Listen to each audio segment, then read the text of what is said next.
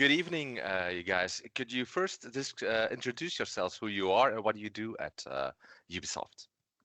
Absolutely. My name is Fredrik Thylander. I am the lead gameplay designer on Star Wars Outlaws. And I'm Samuel De Vos, lead concept artist on the game. Okay, nice to meet you guys. Samuel, your name sounds a little bit Flemish, so I'm going to first ask you some questions in Vlaams. Want jij bent een Belg, een Vlaming en je werkt bij Ubisoft. Ja. Hoe ben je daar terechtgekomen? Ja, dat is begonnen in, eigenlijk al in 2014, toen ik ben beginnen studeren bij Digital Arts and Entertainment in Kortrijk. En in het laatste jaar moesten we daar op zoek naar een stageplaats. En zo ben ik na een helse strijd uiteindelijk bij Massive beland. Het was altijd mijn eerste keuze, maar het heeft wat moeite gekost om op de radar te komen, zeg maar. Maar ik ben heel blij dat het uiteindelijk mijn eerste stageplaats was. En ik zit hier nu nog altijd met heel veel plezier. Fantastisch. En heb je ook tips aan collega-ontwikkelaars in SP die zo een functie zoals jou ambiëren? Ja, het is vooral in het begin van je carrière, zeker als student, vooral heel veel werken. Maar eigenlijk is het best dat het een beetje voelt als je passie uitvoeren, omdat het gewoon hetzelfde is dat je later gaat doen op dagelijkse basis. Daarin is het iets anders dan bijvoorbeeld geneeskunde studeren of voor advocaat studeren. Het is veel minder theoretisch. En op het einde van de rit dan, als al het werk erin gestoken is, dan is het belangrijk om connecties te maken en om te zorgen dat je online ook aanwezig bent.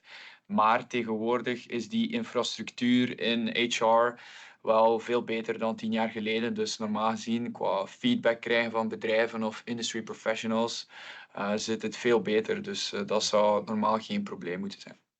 All right, super. Dankjewel voor de tips. And now I'm going to change back to English because that Thank you. and Frederick can follow as well. I have the first question I have for you, both of you guys. Can you talk a bit about the process of designing the main character in Star Wars Outlaws?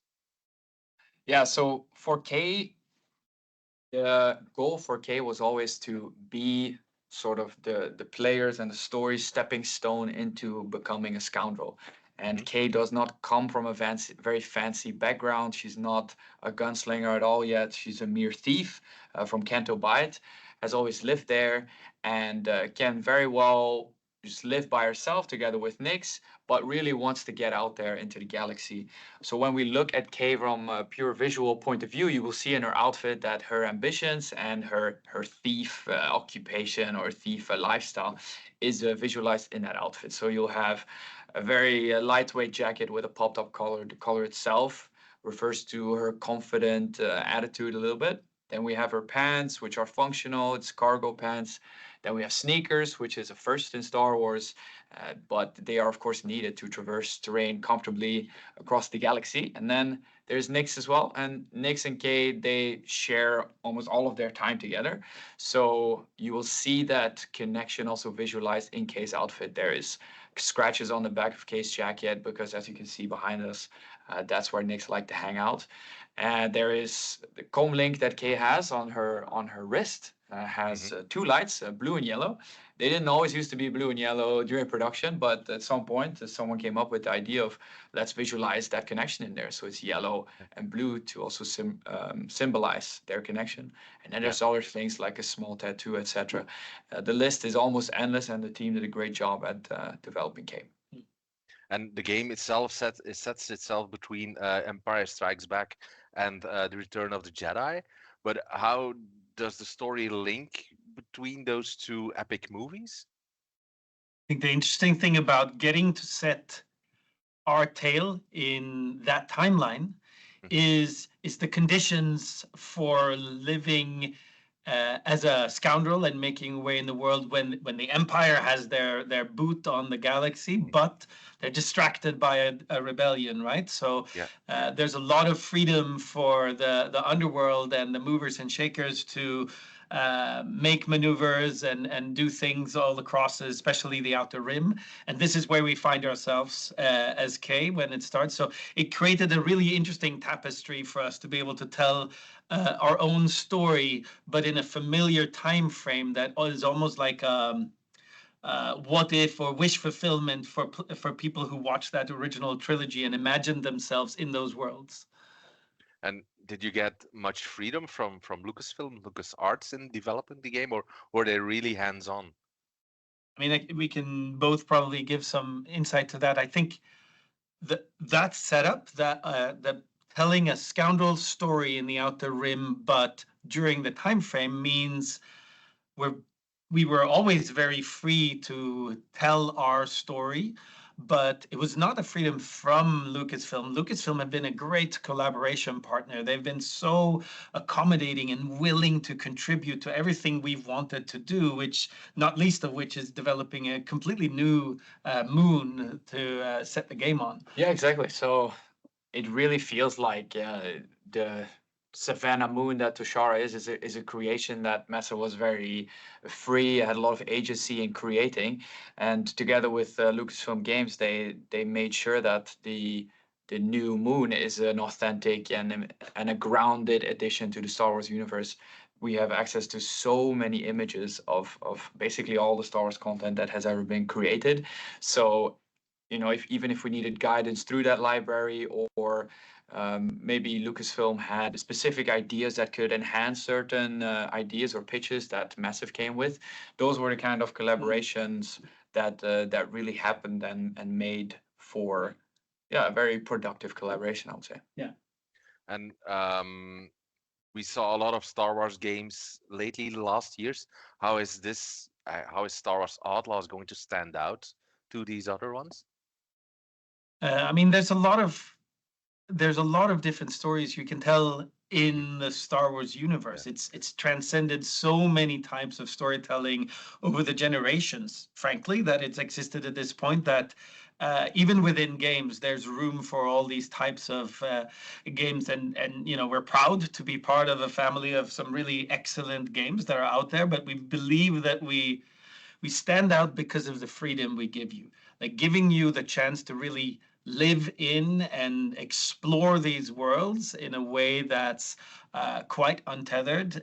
That's kind of where we stand out, together with the fact that we feel like telling a scoundrel story and letting you live that fantasy of owning a ship and being able to fly away and having your own speeder and a sidekick and all of these aspects that are so fun and part of this archetype also makes us I think proudly and uniquely stand out. Yeah, and I think it's as simple as being in a back alley of a dense city with a lot of criminal syndicate activity, walking out, taking your speeder to your trailblazer, heading out into space, and then hyper jumping to another space region to do it all again. I think that's something that hasn't been done before in the Star Wars gaming world. So I mean, I'm super excited for that to be out there. As a Star Wars fanatic, that sounds music to my ears. But as there are a lot of gamers that don't know Star Wars that really well, is there? Do you guys have special mechanics to ease them in that vast universe that is Star Wars? It's two aspects, right? It's the fact that we play as a character who comes from small beginnings and set their foot out into this galaxy. We get to go along for her journey and really learn as she learns about the galaxy. And of course, if you're already in the know and you're already a Star Wars fanatic, you're going to look at things with maybe recognition or curiosity of something you already know about. But for Kay, a lot of this is new, and I think that helps new players. And then on the purely like mechanical side of things, we wanted to make a game that's very accessible for everyone, but also has enough depth and enough skill factor that even like advanced players can get a lot out of it.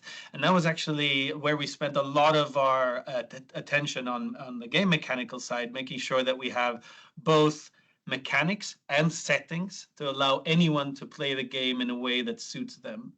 Yeah, and so imagine Kay meets Jabba the Hutt for the first time. You and Fredrik and myself, we will be very excited to see someone that doesn't know Jabba the Hutt get to meet Jabba the Hutt and not realize what kind of influence he has on Tatooine. But if you're not like us and you don't know who Jabba is, then you can just learn together with Kay how special Jabba of a space slug really is. And during development, what was the most difficult thing to do or to accomplish for Star Wars Outlaws? I think for me, one of the things that I am more excited about that the team was able to do is to create a world that on every level feels very authentic. If we look at the space region of Toshara, there's a different, or sorry, there's a specific reason that the space region looks the way that it does. And I could go into detail about all the levels, but if I would have to pick one, so there's space, then there's the planet itself, then there's the city. If you look, for example, at the locals who walk the streets of the city, or that you might find in a little village outside of Mirogana, for example, they have certain patterns on their clothing. They have a certain color palette to their clothing, and that is resembled in the activities that they do. So their patterns will be a little bit more wavy, hinting at the activities which they do, which is harvesting the wind onto Shard. There's a lot of wind activity, and that then impacts the visuals of the landscape. So on every level, there's so much grounding and reasoning behind why things look like they do. And I think the team did a really good job at doing that. Yeah, that's not easy. And I think on a more game mechanical side, also tying into what Sam is saying, like the ability to go seamlessly from, inside a bustling cantina and out and into the Trailblazer and up to space and hyper jumping and doing all of this seamlessly was tremendously challenging, but we knew we wanted that era of freedom and seamlessness from day one. It was really something that our creative director said was paramount to be able to nail this fantasy, and that was difficult, but it was worth it in the end. And for my final question, because I see that our time is already coming to an end, how would you describe Star Wars Outlaws in 3 words? Yeah, I think epic has to be one for me. Every time I boot up the game and maybe I get distracted by something else while the game is booting up, when the theme song comes on, it's sometimes I just keep doing the other thing because I like hearing the theme song in the background, and it is really really epic. Wilbert Roger II did an amazing job with that. Then besides epic, cinematic. As an artist, I really like the cinematic aspect that our game gives. There's the cinematic mode, but then there's also something called the lens project, and I will let those 2 words be my last word. Actually, it's the camera that observes the player in the game that you look through as player is actually the same camera that was used to shoot the original trilogy. It has a lot of the same film grain, the same chromatic aberration, the same distortion. Yeah, the same type of distortion, and that was also great that we could work together with Lucasfilm Games on creating that authentic lens for the game. And for me, from the game mechanical side, I would of course not leave out the word fun. It's a really fun game that is there to be a delight, to explore and to immerse yourself in. And we tried so hard to make all the mechanics engaging and fun. But it's also a very authentic game. Like it's there to live up to what we think the original trilogy aesthetics and themes are. So it's very authentic.